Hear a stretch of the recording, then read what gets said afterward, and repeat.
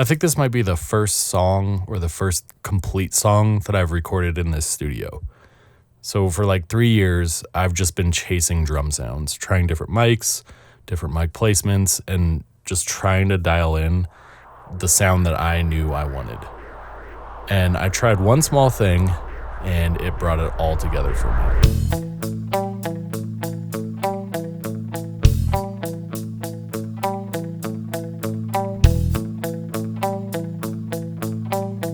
Generally, the way I start a song is I record all the drums first. So I'll find a groove or like a challenging rhythm, and I just build parts around that. I usually don't have anything in mind in terms of other instrumentation like guitars or anything like that. I just record straight through what I think might be a full song on drums. And that's how this piece started.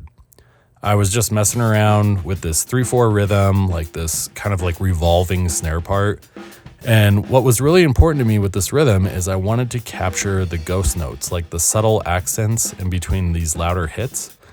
And that's been like a huge challenge for me, especially getting those subtle notes to come through in a full mix with all the guitars and bass and other things going on.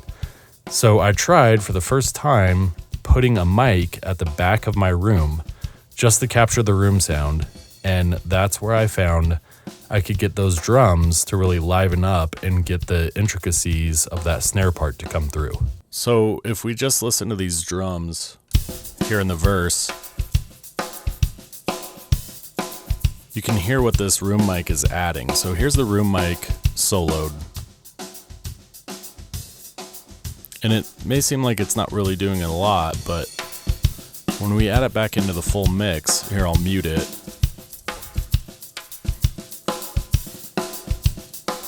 And there it is with it back in. Just makes a huge difference, and you can really pick up those subtleties on the snare. It just adds a whole different dimension to the drum mix. And this is the foundation of the song. And that's how I recorded it. I think it was 3 or 4 takes, and I experimented with other parts, but I always was coming back to this main part, and I was able to develop a structure around that part for the piece.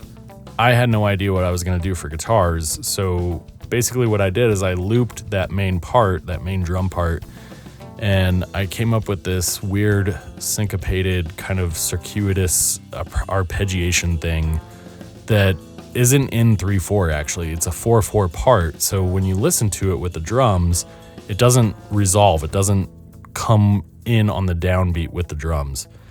And I really like how that creates sort of like this tension and an uneasiness with the drums and the guitar and how they play off of each other.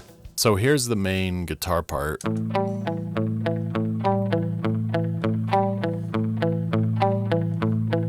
if we add the drums in,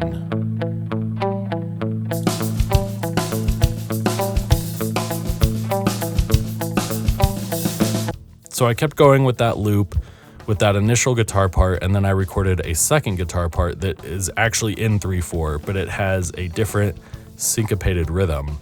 And I just like the way these guitars play off of each other. It sounds sort of complex and like mathy, but they're really simple parts, and they're just interacting with each other in what sounds like this sort of chasing rhythm. And here's just the 2 guitar parts together.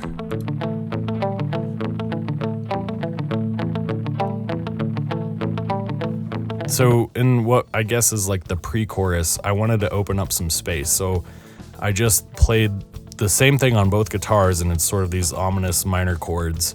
And what that did is it left room for the bass to kind of carry the melody there.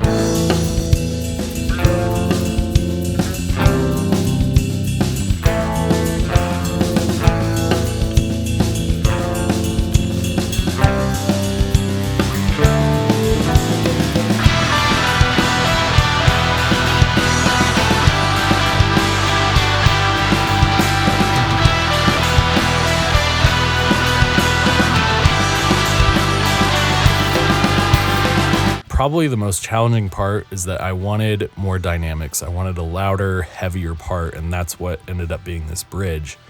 And this is 6 different guitar parts and the bass. And I think I recorded this 4 different times with 4 different guitar tones on each one of those guitars. And it was really hard because it was just getting like really muddy and there was no definition. And probably this is still the weakest part of the song. It could use some work, but I think at this point it serves the song just fine.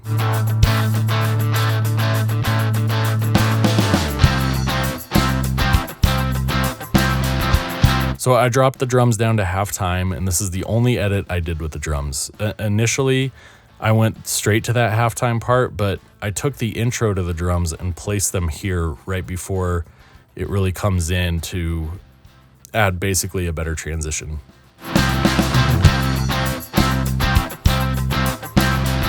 Again, these are really simple guitars and a really simple bass part, but everything is centered around that very definite downbeat.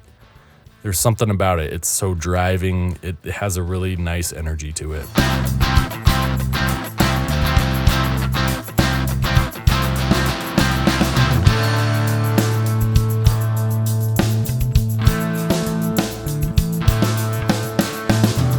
The second half of this part, I decided to change the dynamics of the guitars and hold out these chords and let the bass come through and do kind of another spacey melody part. And this transitions into the outro, which again is that foundational part that I used in the intro and the verse of the piece.